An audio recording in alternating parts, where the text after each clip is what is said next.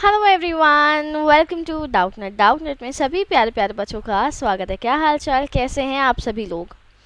I hope तुम सब एकदम ठीक हो, घर में पढ़ाई अच्छे से चल रही है और क्लासेस रेगुलरली ले रहे हो।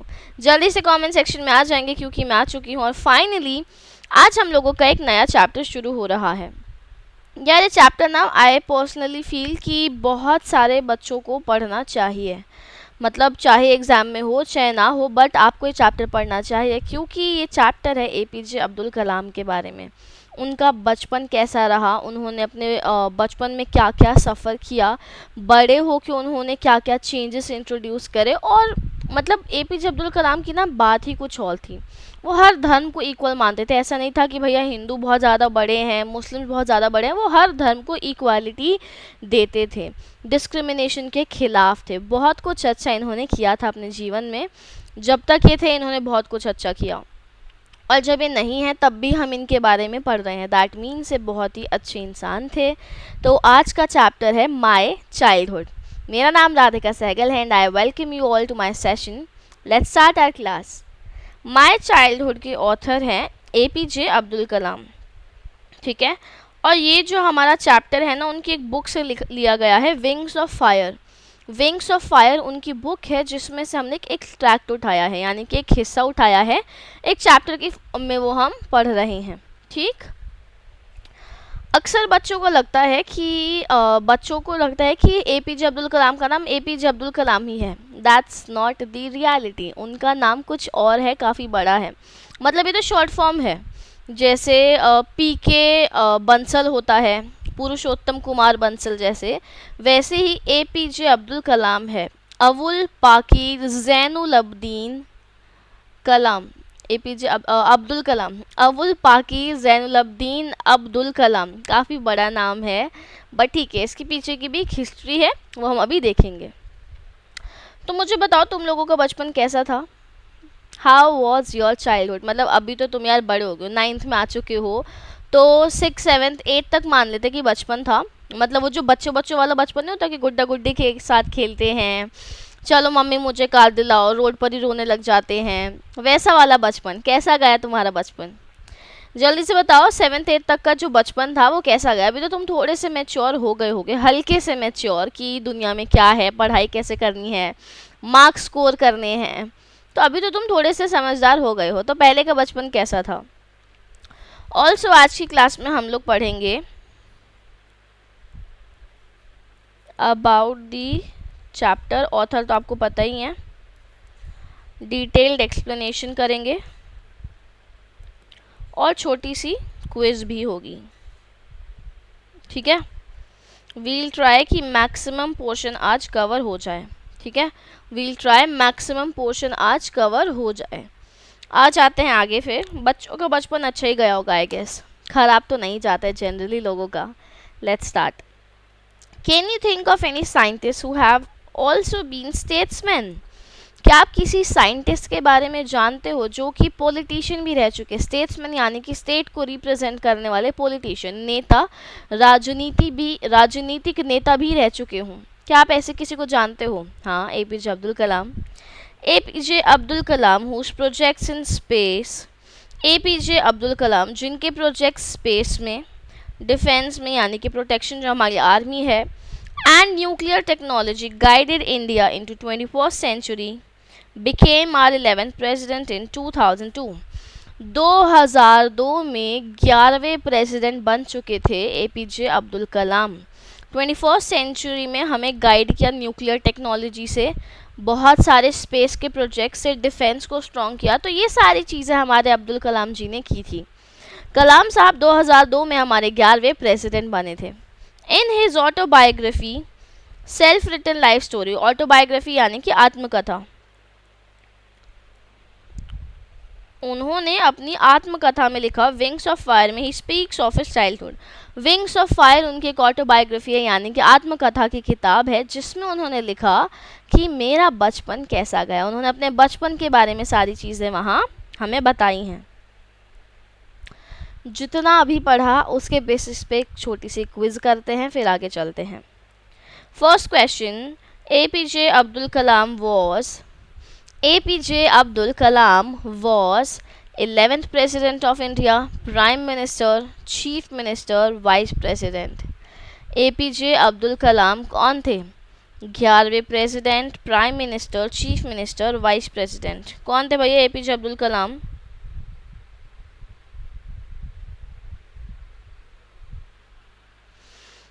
APJ Abdul Kalam was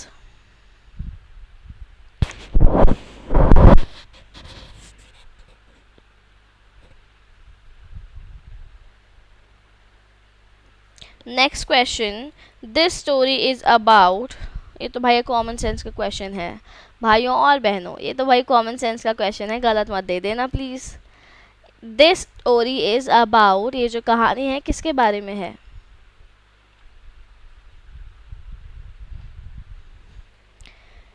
दो ही क्वेश्चन थे, जल्दी से देखते हैं। अब्दुल कलाम कौन थे? 11th president of India. Answer A part.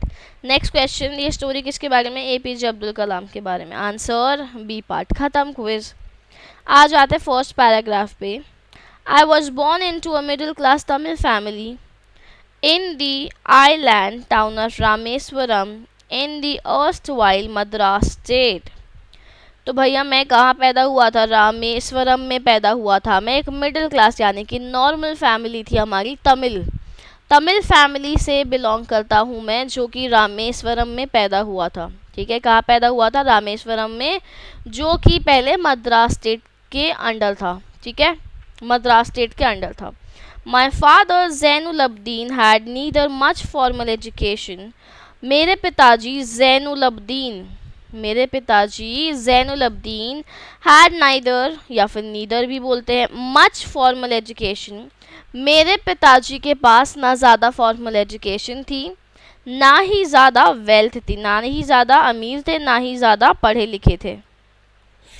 Despite these disadvantages, इन कमियों के बावजूद भी, ही पोजेस्ड ग्रेट इनेट यानी कि विजडम, इनेट यानी कि बाय बर्थ, यानी कि बचपन से। बोलते हैं ना कि तेरे अंदर तो पैदा होते ये चीज़ आ गई थी, खूबियाँ आ गई थी। भले ही ये पढ़े लिखे नहीं थे, भले ही ये ज़्यादा अमीर नहीं थे, बट इनके पास पैदाइश विजडम थी, यानी कि दिमाग था, समझदारी थी। And a true generosity of spirit, और ये ना आत्मा के बहुत ही काइंड थे। क्या थे? आत्मा के बहुत ही अच्छे थे, यानी कि मन के बहुत अच्छे थे, सच्चे थे। कैसे थे हमारे ये जैनुल अब्दीन जी? मन के बहुत अच्छे थे, ज़्यादा पढ़े लिखे नहीं थे, ज़्यादा अमीर नहीं थे, बट इनके पास बहुत सारी ऐसी चीज़ें थी जो बाकी लोगों के पास नहीं आ पाती हैं, यानी कि समझ, सूझबूझ और अच्छी चीज़ें, मतलब मन के अच्छे और सच्चे थे, दयालु थे। यहाँ तक सबको समझ में आया? फटाफट से कमेंट सेक्शन में सभी बच्चे बता देंगे कि हाँ मैम यहाँ तक हमें अच्छे से क्लियर है, कोई डाउट नहीं है। कोई भी डाउट आता है तो आप लोग मुझसे पूछ लेना। He had an ideal helpmate in my mother, उनको ना मेरी मम्मा में एक आदर्श सहायक मिला था, यानी कि अगर वाइफ अच्छी हो तो ज़िंदगी कितनी सॉर्टेड हो सकती है ना। ऐसे ही हस्बैंड अच्छा हो तो कितनी सॉर्टेड लाइफ होगी। तो हमारे कलाम जी के जो फादर और मदर थे वो बहुत ही अच्छा बॉन्ड शेयर करते थे। आशी अम्मा, मम्मा का नाम क्या था? आशी अम्मा। I do not recall the exact number of people she fed every day, मैं ना एक एग्जैक्ट नंबर नहीं बता पाता कि मेरी मम्मा कितना फीड करती थी लोगों को, मतलब कितना खाना खिलाती थी, कितने लोग आते थे हमारे घर पे खाना खाने। But I am quite certain that far more outsiders ate with us than all the members of our own family put together.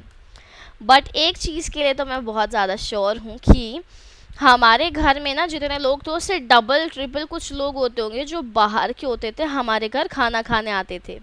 तो कुछ सीन ऐसा था कि बाहर के लोग हमारे यहाँ ज़्यादा खाना खाने आते थे रादर देन हमारी खुद की फैमिली, मतलब ये लोग बाहर के लोगों के लिए भी सेवा करते थे। He was a truly philanthropist, यानी कि एक समाज सेवी रह चुके हैं ये, बहुत लोगों की सहायता करी है आशी अम्मा और जैनुल अब्दीन जी ने। I was one of many children, मैं भी ना बाकी सारे बच्चों में से ही एक बच्चा था, एक नॉर्मल बच्चा, जैसे बाकी सब बच्चे वैसे ही मैं। A short boy with rather undistinguished looks, एक छोटा लड़का, रादर अनडिस्टिंग्विश्ड लुक्स यानी कि मेरे थोड़े से मतलब बाकी जैसे बाकी लोगों के लुक्स थे वैसे ही मेरे थे, मतलब डिस्टिंग्विश तो अलग हो जाता है, अनडिस्टिंग्विश यानी कि बाकियों से अलग नहीं था, मैं नॉर्मली था। Born to tall and handsome parents, मेरे जो पेरेंट्स थे वो काफ़ी लंबे थे और हैंडसम थे, यानी कि बहुत स्मार्ट पेरेंट्स से मैं जन्मा, यानी कि मेरे पेरेंट्स बहुत ज़्यादा स्मार्ट थे। We lived in our ancestral house, ancestral house यानी कि पूर्वजों का,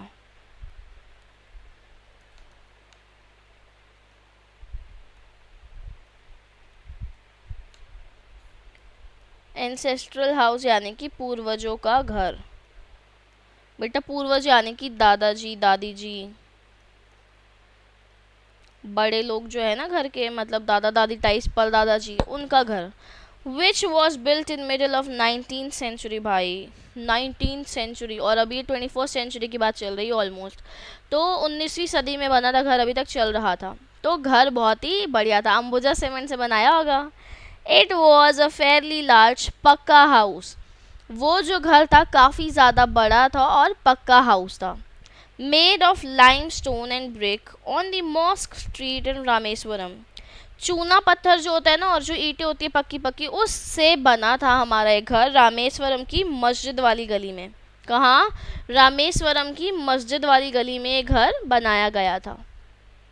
माई ऑस्टेयर फादर, ऑस्टेयर यानी कि सिंपल यानी कि साधारण, बहुत ही भोले फादर जो थे, used to avoid all inessential comforts and luxuries, मेरे पापा ना ये जो रईसों वाले चोचले होते हैं ना कि हमको एसी चाहिए, हमको बढ़िया सोफ़ा चाहिए, डाइनिंग सेट चाहिए, मेरे पापा इन सब चीज़ों को अवॉइड करते थे। इनएसेंशियल यानी कि जो बहुत ज़्यादा ज़रूरी नहीं है, तो उनका मानना था जो ज़रूरत है वो तुमको मिलेगा, जो ज़रूरत से बाहर है, जो तुम्हारे फालतू के शौक़ है उस पर ध्यान दो, उस पर ध्यान दो कि वो हट जाए, उन शौक़ को पूरा नहीं करना है, जितना चाहिए उतना लो बस। However, all necessities were provided for in terms of food, medicines और clothes. खैर हम लोगों को कभी किसी चीज़ की कमी नहीं आई है, जितनी नेसेसिटीज़ थी यानी कि ज़रूरतें थी हमारी, वो सारी पूरी हुई हैं, भले ही वो फूड के मामले में हो, मेडिसिन के मामले में हो या फिर क्लोथ्स के मामले में, तो हमारी सारी जो ज़रूरतें थी वो हमारी पूरी होती रही थी। In fact, I would say mine was a very secure childhood, both materially and emotionally. और तो और मैं तो यही कहूँगा कि मेरा जो बचपन था वो बहुत सिक्योर्ड था, मटीरियली भी यानी कि चीज़ों के हिसाब से भी, और इमोशनली भी यानी कि मेरे पास इमोशनल सपोर्ट था, मेरे पेरेंट्स बहुत ज़्यादा सपोर्टिव थे, समझदार थे, हम लोगों का फैमिली बॉन्ड काफ़ी क्लोज और कनेक्टेड था, और चीज़ों की तो हमें कभी कमी आई ही नहीं। मेरे पापा ने इंश्योर किया कि वो सारी चीज़ें हमें दें जिनकी हमें ज़रूरत है, जैसे रोटी कपड़ा मकान दवाइयाँ, इनकी तो ज़रूरत होती है ना ब्रो, तो ये सारी चीज़ें हमें हमेशा मिलती रही थी। The second world war broke out in 1939, अब 1939 में सेकेंड वर्ल्ड वॉर हुई थी, इन्होंने देखी थी। When I was 8 years old, मैं सिर्फ 8 साल का था, मैं सिर्फ 8 साल का था। For reasons I have never been able to understand, a sudden demand for tamarind seeds erupted in the market. मतलब मुझे ना कुछ रीज़न से कभी भी समझ नहीं आया कि वर्ल्ड वॉर के दौरान टैमरिंड यानी कि इमली की जो डिमांड थी वो भड़क उठी मार्केट में। मतलब पहले इमली बिकती थी 2 रुपये की, ठीक है, पहले इमली बिकती थी 2 रुपये की, अब इमली बिक रही है 10 रुपये की। सीधा इतना ज़्यादा हाइक कैसे आ गया इमली में? वर्ल्ड वॉर की वजह से। अभी रशिया यूक्रेन की जो लड़ाई हुई थी उसकी वजह से म्यूचुअल फंड्स गिर गए थे, बिल्कुल ख़त्म हो गए थे, बहुत ज़्यादा लॉस हुआ था लोगों को। तो वैसे ही जब किसी चीज़ का लॉस भी हो रहा था तो वैसी कोई चीज़ बढ़ भी रही होती है। तो यहाँ पर टैमरिंड यानी कि इमली की जो सीड्स थी, बीज थे, उसकी डिमांड बहुत ज़्यादा बढ़ गई थी। I used to collect the seeds and sell them to a provision shop on mosque street. तो मैंने क्या किया, मैंने फ़ायदा उठाया, मैं सारे इमली के बीज इकट्ठा करता था और मैं उसको एक प्रोविज़न यानी कि प्रावधान शॉप जो होती है जनरल स्टोर, उसको दे देता था, जो कि मस्जिद वाली गली में ही था। मस्जिद वाली गली में ही एक दुकान थी जिसको मैं सारी सीड्स बेच देता था और पैसे ले लेता था। पैसे तो इन्होंने कमाए थे मतलब बचपन में। A day's collection would fetch me the princely sum of 1 anna. Princely यानी कि रॉयल, बहुत शानदार, मतलब एक होता है ना कि भैया 19वीं सदी की बात हो गई, 1939 समथिंग की, तो उस टाइम पे एक आने चलता था। मैं भी जब छोटी थी 2-2 3-3 रुपए में समोसे आ जाते थे। ऐसा वाला टाइम भी था।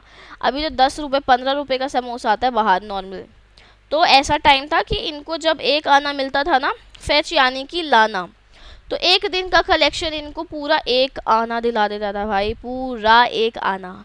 My brother in law Jalaluddin, मेरे जीजा जी, ब्रदर इन लॉ जीजा जी जलालुद्दीन थे, वो tell me stories about the war, वो मुझे वॉर की कहानियाँ सुनाते थे कि आज तुझे पता है जैनुल अब्दीन क्या हुआ। इनका नाम क्या है, अवुल पाकीर जैनुल अब्दीन, अवुल पाकीर जैनुल अब्दीन अब्दुल कलाम। तो भाई ये जो जैनुल अब्दीन है ये इनके फादर का नाम है, फॉर योर काइंड इन्फॉर्मेशन बता दिया जाएगा पहली। और अवुल पाकीर अब्दुल कलाम इनको अलग से नाम दिया गया है, जैनुल अब्दीन इनके फादर का नाम है। Which I would later attempt to trace in the headlines in Dinamani. Headlines यानी कि जो न्यूज़पेपर में हेडलाइंस आते वही होंगी ऑब्वियसली, तो दीना मनी एक न्यूज़पेपर है। तो जो भी जलालुद्दीन मुझे बताते थे, मैं ना अगले दिन दीना मनी में चेक करता था, ट्रेस करता था, यानी कि क्या ये सच है जो उसने मुझे बताया था, और सच में वो सारी चीज़ें सही निकलती थी। वर्ल्ड वॉर में ये सारी चीज़ें हो रही थी। Giving you 30 seconds to decide कि कोई प्रॉब्लम आ रही है तुमको। जल्दी से मुझे कमेंट सेक्शन में बता देंगे कि कोई प्रॉब्लम है किसी को, फटाफट। क्या किसी को कोई भी प्रॉब्लम है?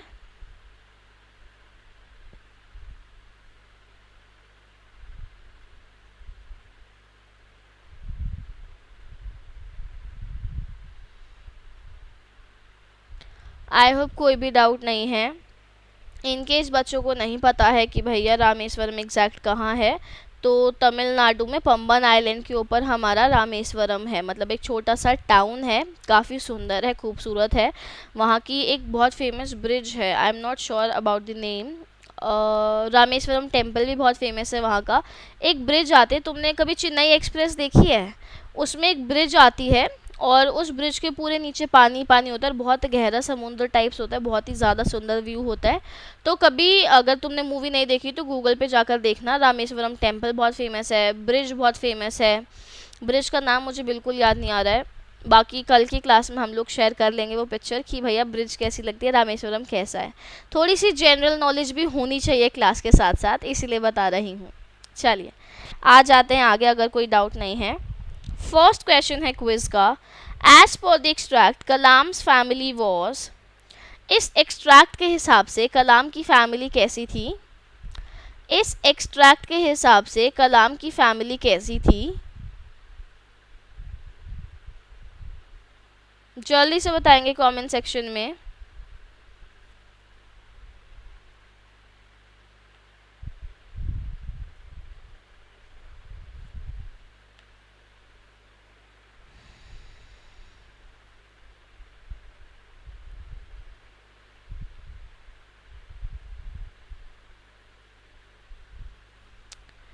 नेक्स्ट क्वेश्चन है, how was Kalam's childhood? How was Kalam's childhood? यहाँ पर मेंटली के बजाय मटीरियली लिख सकते हैं, ठीक है? मेंटली के बजाय मटीरियली लिख सकते हैं। तो अब आंसर बताओ जल्दी से। चलो next question, Abdul Kalam was born in a, Abdul Kalam was born in a, Abdul Kalam was born in a,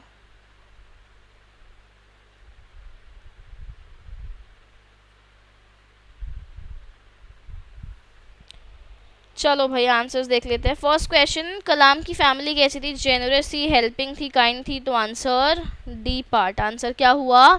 D part. Next question, how was Kalam's childhood? Emotionally and materially secured. Answer C part. Last, Kalam कहाँ पैदा हुए थे? एक मिडिल क्लास फैमिली में। Answer B part. आ जाते आगे। ये रहा हमारा दीनामणि न्यूज़पेपर, इस तरीके से दिखता था। Our area being isolated, isolated यानी कि सुनसान, काफ़ी खाली। हमारा एरिया जो था वो काफ़ी खाली और सुनसान था। Was completely unaffected by the war. हमारे एरिया पे वॉर का कोई भी प्रभाव नहीं पड़ा था, हम लोग काफ़ी सेफ थे, सुनसान एरिया था, वहाँ कोई भी दंगे फसाद नहीं हो रहे थे। But soon India was forced to join the Allied forces and something like a state of emergency was declared. पर जल्दी ही इंडिया को बोला गया कि भैया अपनी नेबरिंग कंट्रीज़ के आर्मी को ज्वाइन करो, यानी कि इंडिया भी वॉर का हिस्सा बने, अपनी आर्मी को भेजे।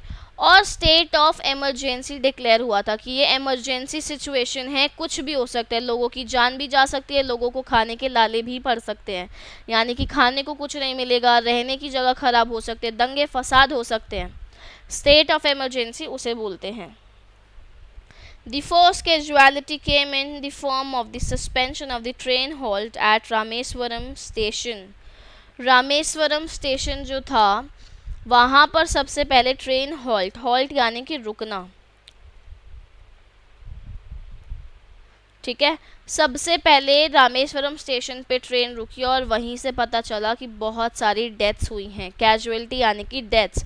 ट्रेन जब वहाँ रुकी तो पता चला बहुत सारे लोग उसमें कैजुअलिटी हैं, यानी कि डेथ्स हुई हैं उन लोगों की।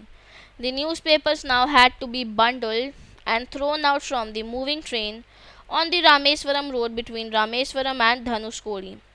तो अब ना ट्रेन रुकती नहीं थी एज सच, तो रामेश्वरम रोड से लेकर रामेश्वरम रोड जो कि रामेश्वरम और धनुषकोडी के बीच में है, मतलब ये रामेश्वरम है, ये धनुषकोडी है, इसके बीच में जो रास्ता है, रोड है, वहाँ पर न्यूज़पेपर्स बंडल की फॉर्म में फेंकने वाले काम शुरू हुए थे। अब कि न्यूज़पेपर्स तो बिकने ही हैं, तो चलती ट्रेन से फेंकने पड़ते थे। That forced my cousin Samsuddin, who distributed newspapers in Rameswaram, to look for a helping hand to catch the bundles, and as if naturally I filled the slot. और इसी की वजह से मेरे कज़न शमसुद्दीन को एक हेल्प की ज़रूरत पड़ी, क्योंकि वो रामेश्वरम में न्यूज़पेपर बेचता था। तो अब शमसुद्दीन को एक इंसान की ज़रूरत थी जो कि उन बंडल्स को कैच करे और फिर वो जगह जगह जाकर मेरी बेचने में हेल्प करे। क्या बेचने में? न्यूज़पेपर्स को। और नेचुरली मतलब अपने आप ही ऐसा लगा था कि वो जगह मैंने ले ली है। शमसुद्दीन की मदद से अब्दुल कलाम ने अपनी पहली कमाई करी थी न्यूज़पेपर्स बेच के। Shamsuddin help me on my first wages.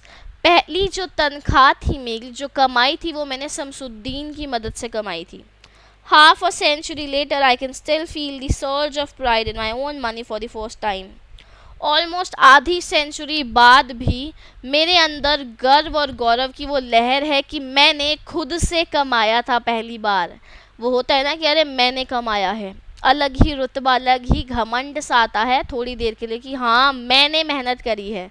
तो वो जो गर्व होता है ना कि हाँ मैंने कर दिखाया है, वो अब्दुल कलाम को फील हो रहा था। कोई दिक्कत समस्या? कौन थे भाई, कौन से प्रेसिडेंट थे? चलो ये बताओ कौन से नंबर वाले प्रेसिडेंट थे हमारे एपीजे अब्दुल कलाम। इनके फादर का नाम क्या था, कमेंट्स में बता दो।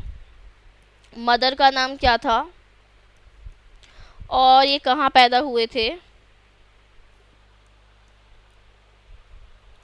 और ये कहाँ पैदा हुए थे। चलो ये 4 चीज़ें बता दो मुझे फटाफट से 4 चीज़ें कमेंट सेक्शन में बता दीजिएगा। आ जाते हैं आगे। Every child is born with some inherited characteristics. अब हर बच्चा जो होता है ना, उसको विरासत में कुछ कैरेक्टरिस्टिक्स मिले होते हैं, कुछ गुण मिले होते हैं, कुछ बुराइयाँ भी मिली होती हैं। into a specific socio-economic and emotional environment and trained in certain ways by figure of authority। तो हर बच्चा ना कुछ अलग अलग गुण या फिर बुराइयां लेकर जन्म लेता है एक सामाजिक, आर्थिक और एक प्रशिक्षित इमोशनल एनवायरनमेंट में and train in certain veg bye figures of authority. और जो अथॉरिटी है ना, जो मतलब अधिकारी लोग हैं, तो इसको बेसिक लैंग्वेज में समझाती हूँ। जो हमारा समाज है वो ना बच्चों को एक अलग तरीके से डील करता है। वो उनको पहले से सिखा देता है कि भैया ये समाज है, इसमें इमोशनल एनवायरनमेंट ये है, सोशियो इकोनॉमिक एनवायरनमेंट ये है, और तुझे इनका बैलेंस बना के आगे उभरना है। हम लोगों को समाज में रहना है। सोशल इन्वायरमेंट जो है, इकोनॉमिक इन्वायरमेंट, आर्थिक व्यवस्था जो है हमारी, इन सब चीज़ों को बैलेंस बनाने के लिए हमको ट्रेन किया जाता है और फिर हम भी बाकी ह्यूमन बींग्स की तरह चलते जाते हैं। तो ये साइकिल रिपीट होती जाती है, होती जाती है। आई inherited honesty and self discipline from my father. मैंने क्या लिया विरासत में? इनहेरिटेड यानी कि विरासत में लेना।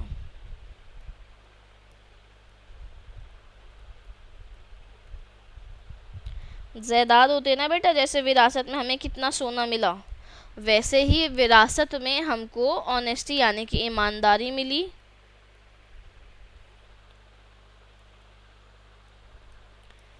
ईमानदारी की स्पेलिंग हमें श्योरिटी नहीं है तो हम नहीं लिखेंगे, हिंदी है यार, ठीक है ना, बुरी नहीं है बट अच्छी भी नहीं है बहुत ज़्यादा। तो आई इनहेरिटेड ऑनेस्टी यानी कि ईमानदारी एंड सेल्फ डिसिप्लिन, तो मैंने अनुशासन और ईमानदारी सीखी अपने पापा से। From my mother I inherited faith in goodness. मैंने अपनी मम्मा से क्या लिया? गुडनेस यानी कि अच्छाई में आस्था ली कि हम किसी का अच्छा करेंगे दुनिया में अच्छा होगा। And deep kindness and so did my 3 brothers and sisters. मेरे 3 भाई और बहनें भी थी, उनको भी वही चीज़ें मिली जो मुझे मिली। I had 3 close friends in my childhood. मेरे अपना 3 बहुत करीबी दोस्त हुआ करते थे। दोस्त सबके होते हैं, तो APJ अब्दुल कलाम के भी 3 दोस्त हुआ करते थे, बहुत करीबी दोस्त थे। रामानंद शास्त्री, अरविंदन, शिव प्रकाशन। 3 दोस्तों का नाम याद रखना, इस पर क्वेश्चन एग्जाम में आ चुका है बहुत बार। रामानंद शास्त्री, अरविंदन, शिव प्रकाशन। All these boys were from Orthodox Hindu ब्राह्मण फैमिलीज। APJ अब्दुल कलाम कुछ और, उसके बाद ये जो लड़के थे, ये जो इनके दोस्त थे, ये रूढ़ीवादी पुरानी धकियानूसी सोच के हिंदू ब्राह्मण फैमिलीज के बच्चे थे।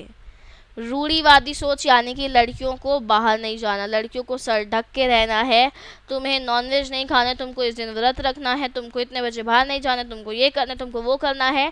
अलग ही लेवल की उनकी सोच होती थी, उनको बोलते ऑर्थोडॉक्स। हिंदू ब्राह्मण फैमिली के बच्चे इनके बेस्ट फ्रेंड थे। रामानंद शास्त्री, अरविंदन, शिव प्रकाशन, यानी कि इनके तीनों दोस्त हिंदू थे, ठीक है।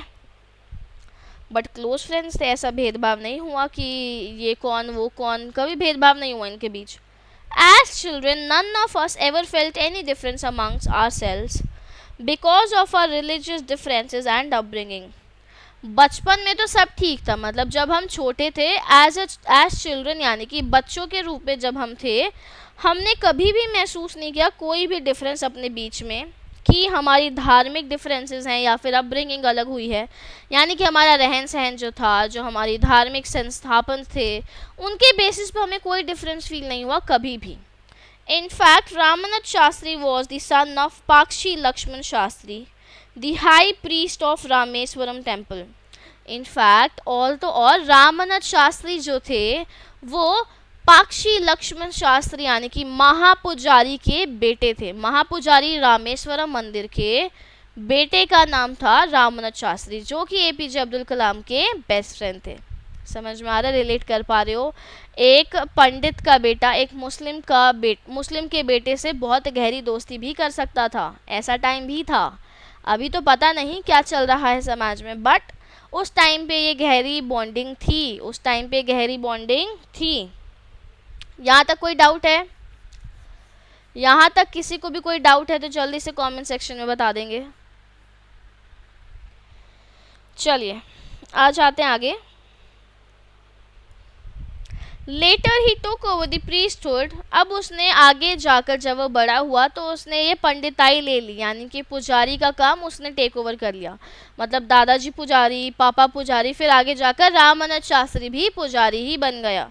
कहाँ का? रामेश्वरम टेम्पल का। Aravindan went into the business of arranging transport for visiting pilgrims. Aravindan ने बिजनेस संभाला ट्रांसपोर्टेशन का, कि ये जो पिलग्रिम्स हैं यानी कि तीर्थ यात्री हैं, ये कैसे आएंगे जाएंगे। ये रामेश्वरम टेम्पल है, काफ़ी खूबसूरत है यार, काफ़ी खूबसूरत। तो अरविंदन चला गया पिलग्रिम्स के बिजनेस में, कि पिलग्रिम्स की ट्रांसपोर्टेशन देखने लगा। and Shiv Prakashan became a catering contractor for the Southern Railways. और शिव प्रकाशन साउदर्न रेलवेज के खान पान का ठेकेदार बन गया, यानी कि वो ट्रेन में खाना जो बनता था उसका ध्यान रखता था कि ट्रेन में खाना क्या बनेगा, कैसे बनेगा, पूरा साउदर्न रेलवेज का पूरा साउथ पार्ट संभाल रहा था ये। ठीक, 3 दोस्तों के नाम क्या थे? रामनाथ शास्त्री जो कि रामेश्वरम टेम्पल का पंडित पुजारी बन गया, महापुजारी। अरविंदन जो कि पिलग्रिम्स का ट्रांसपोर्टेशन देखने लगा, और शिव प्रकाशन जो कि केटरिंग कॉन्ट्रैक्टर बन गया साउदर्न रेलवेज में। ठीक, थम्स अप की क्लियर है। चलो आगे चलते हैं। During the annual Shri Sitaram Kalyanam ceremony, जब एनुअल यानी कि सालाना श्री सीताराम कल्याणम सेरेमनी यानी कि समारोह होता था, our family use to arrange boats with a special platform for carrying idols of the lord from the temple to the marriage site. अब ये जो सीताराम कल्याणम सेरेमनी थी हिंदुओं की होती है, पर इसमें भी एपीजे अब्दुल कलाम की फैमिली पार्ट लेती थी। कैसे? हम लोग ना बोट्स अरेंज करते थे, उस पर स्पेशल प्लेटफॉर्म लगाते थे। मतलब ये बोट है अपनी,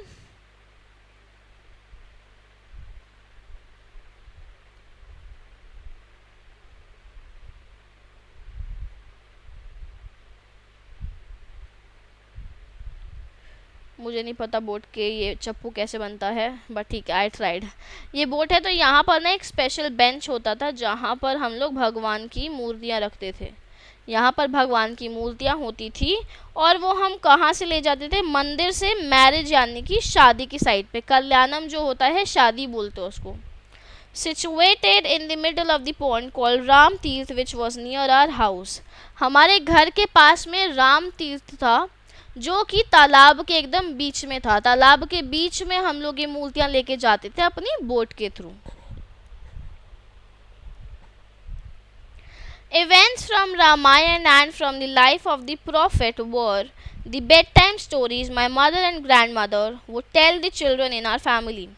रामायण के जो इवेंट्स थे यानी कि उसमें जो जो चीज़ें हुई थी वो, और नबी की ज़िंदगी के बारे में, यानी कि रामायण और नबी, यानी कि भले ही मैं मुस्लिम था, मैं मुस्लिम की कहानियाँ भी सुनता था कि हमारे यहाँ क्या होता है, और मैं रामायण की भी कहानियों को सुनता था।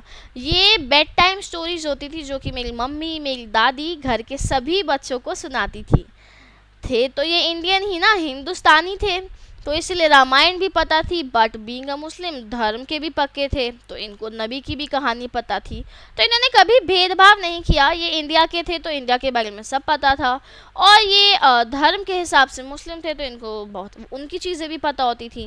कभी भेदभाव नहीं हुआ इनके दोस्तों के बीच में या फिर किसी और के साथ भी, ना इन्होंने खुद से किया। ठीक, चलो भाई चलते आगे। One day when I was in the 5th standard, एक दिन की बात है जब मैं 5वीं कक्षा में था, at the Rameswaram elementary school. Rameswaram elementary school था जिसमें मैं 5वीं कक्षा में था। उस एक दिन की बात है, a new teacher came to our class। एक नया टीचर आया हमारी क्लास में। I used to wear a cap which marked me as a Muslim। मैं एक कैप पहनता था। मुस्लिम्स को अगर देखा हो, ये लोग वाइट कैप्स पहनते हैं ताकि पता चल जाए कि भाई मुस्लिम है। वैसे मतलब मुझे नहीं समझ आता कि कैसे पता चलता है हिंदू कौन है, मुस्लिम कौन है, सिख कौन है, ईसाई कौन है, क्योंकि आज के टाइम में सिखों की भी दाढ़ी होती है, मुस्लिम्स की भी दाढ़ी होती है, और भाई हिंदुओं को तो अलग ही चस्का पड़ा हुआ है कि दाढ़ी उगानी है, मतलब उनकी भी बियर्ड होती है। तो हाउ डू यू आइडेंटिफाई कि भाई ये मुस्लिम है, ये हिंदू है, सिख है, ये ईसाई है? पीके मूवी देखी है यार? मूवीज से बहुत जल्दी रिलेट कर पाते बच्चे, इसलिए मैं मूवीज की एग्जाम्पल देखती हूँ। पीके में उसने एक एग्जाम्पल दिया था, उसने सब अलग अलग लोगों को खड़ा किया था धर्मों के हिसाब से, और कपड़े अलग अलग पहना दिए थे। पता ही नहीं चला था कौन जैन है, कौन सिख है, कौन ईसाई है। मतलब कपड़ों से, भेस से नहीं पता चल सकता कि भैया कौन क्या है। बट ठीक है, यहाँ पर एक कैप पहनते थे कि मैं मुस्लिम हूँ। And I always sat in the front row next to Ramanath Shastri who wore the sacred thread. और मैं हमेशा फ्रंट रो में बैठता था, आगे सबसे, रामनाथ शास्त्री के साइड में। रामनाथ शास्त्री एक धागा पहनता था, पवित्र धागा, सेक्रेड यानी कि पवित्र धागा। पंडित लोग हमेशा ना धागा पहन कर रखते हैं गले में, एक ऐसे गले में नहीं, पूरी बॉडी पे कैसे पूरा वो होता है, ठीक है, तो वो उस धागे को पहन कर रखते हैं। अभी तक जितना पढ़ा उतना क्लियर है? Am I clear till head to everyone? तो भैया अब्दुल कलाम जी जो थे उनका पूरा नाम था अबुल पाकीर जैनुलब्दीन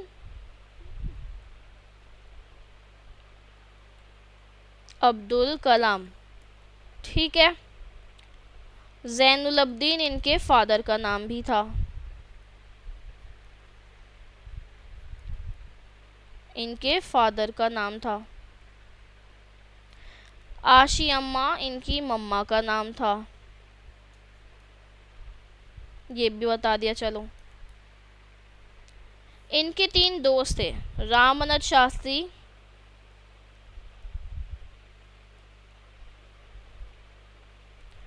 अरविंदन, शिव प्रकाशन। ठीक है, यही 3 दोस्तों की बात हुई है ना यहाँ पर।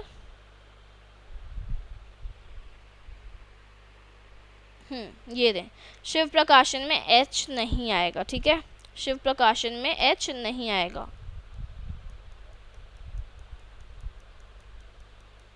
काफी पीछे आ गए, 1 सेकेंड। हाँ,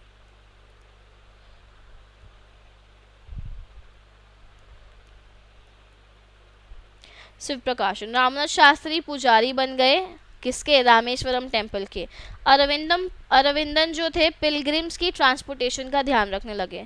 शिव प्रकाशन केटरिंग कॉन्ट्रैक्टर बन गए, खान पान के ठेकेदार बन गए साउदर्न रेलवेज के लिए। तो ये 3 दोस्त थे, इन्होंने ना कभी भी धर्म के बेसिस पे भेदभाव नहीं किया। 1939 में जब वर्ल्ड वॉर हुई थी तो टैमरिंड की डिमांड ना काफ़ी ज़्यादा बढ़ गई थी। टैमरिंड माने इमली। तो इन्होंने एक आना कमाया था एक दिन का, किसने? एपीजे अब्दुल कलाम ने। और वॉर के दौरान ही ना न्यूज़पेपर्स आना बंद हो गए थे, तो ट्रेन से फेंके जाते थे नीचे, रामेश्वरम से धनुषकोडी रोड जो था उस पर।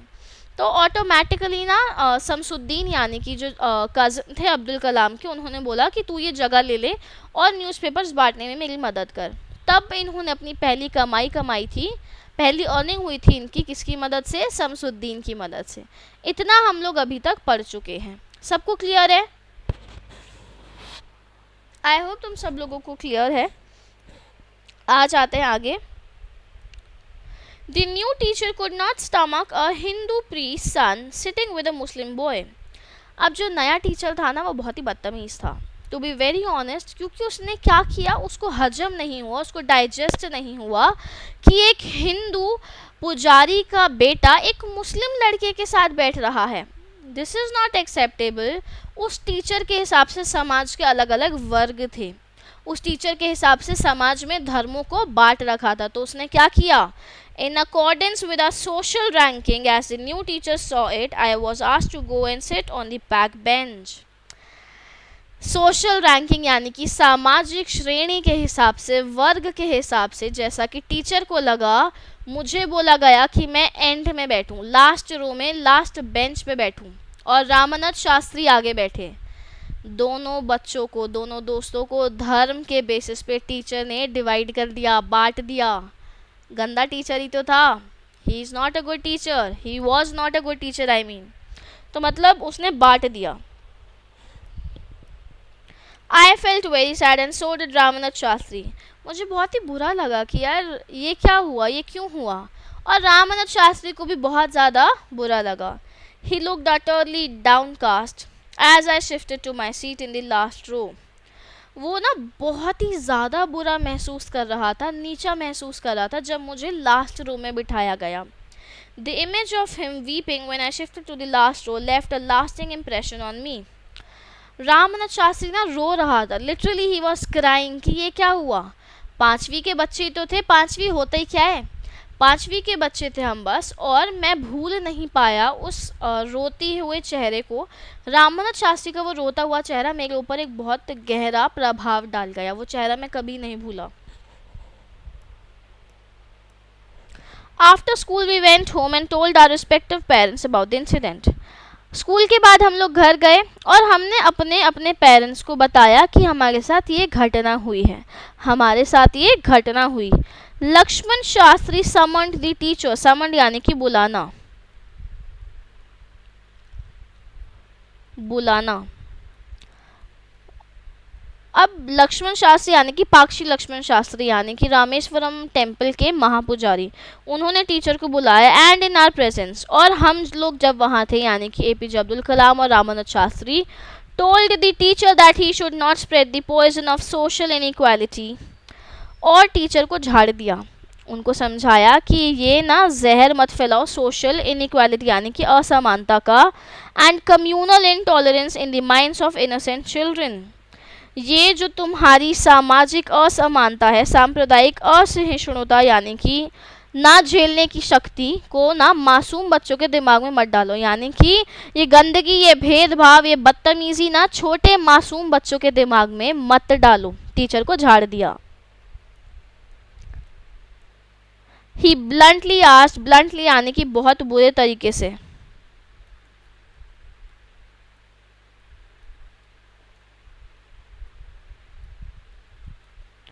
बहुत ही बुरे तरीके से टीचर को बोला या तो माफ़ी मांग और quit the school and the island, या तो माफ़ी मांग अभी के अभी, नहीं तो स्कूल को और साथ ही साथ इस द्वीप को छोड़ के चला जा, अभी के अभी यहाँ से चला जा। Not only did the teacher regret his behavior, but the strong sense of conviction Lakshman Shastri conveyed ultimately reformed this young teacher. Teacher को सिर्फ खेद ही नहीं हुआ यानी कि दुख ही नहीं हुआ, बल्कि ये जो लक्ष्मण शास्त्री ने दोष सिद्धि दिखाई ना, मतलब कि तेरी गलती है टीचर, तेरी गलती है, इसने लक्ष्मण शास्त्री ने ना कन्वे किया यानी कि अवगत कराया टीचर को कि तू कितना ज़्यादा गलत है, तू कितना ज़्यादा गलत कर रहा है, और रिफॉर्म किया यानी कि सुधार दिया इस जवान टीचर को। ये जो उभरता उभरता टीचर बना था, इसको सुधार दिया लक्ष्मण शास्त्री की डांट ने। किसने? लक्ष्मण शास्त्री की डांट ने इसको सुधार दिया। यहाँ तक सबको क्लियर है? आई होप मैं यहाँ तक सबको अच्छे से समझा पाई हूँ। तुम लोगों को अगर कोई प्रॉब्लम है तो तुम लोग मुझे कमेंट्स में बता सकते हो। हमारा कुछ पोर्शन रह गया है जो कि हम लोग नेक्स्ट लेक्चर में करेंगे। नेक्स्ट लेक्चर में हम लोग का चैप्टर कंप्लीट कर देंगे, ठीक है। 2 ही लेक्चर्स होंगे इस चैप्टर के, पहली बता रही हूँ। L2 में हम लोग एक्सप्लेनेशन करेंगे और क्वेश्चन आंसर्स लिखना सीखेंगे, ठीक है। यही प्रोसेस रहेगा। मिलते हैं फिर लेक्चर नंबर 2 में। कोई प्रॉब्लम आए तो आप लोग पूछ सकते हैं। Till next session, bye bye, take care of yourself.